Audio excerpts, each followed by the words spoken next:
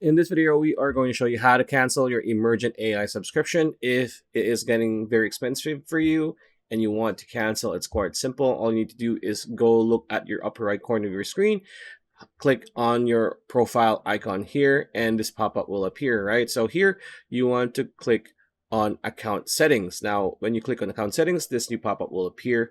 Now here under plan, as you can see, personal plan, we have free.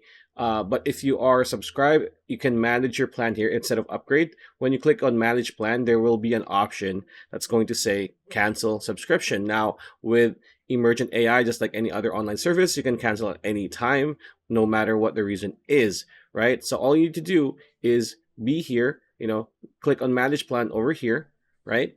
And there will be an option that says cancel your subscription. Now they're going to ask you to not do that. They might even give you an option for discounts in the future. But if you really want to cancel plan, do that. Click on that and make sure that you're canceled your plan by checking the notification on your email, because they will send one that says you have canceled your plan, your subscription, etc., etc. After that, you will be good to go. So pretty much it. That's the video. Hope you liked it. Like, comment, share, subscribe. Ring that bell icon. I'll see you on the next video.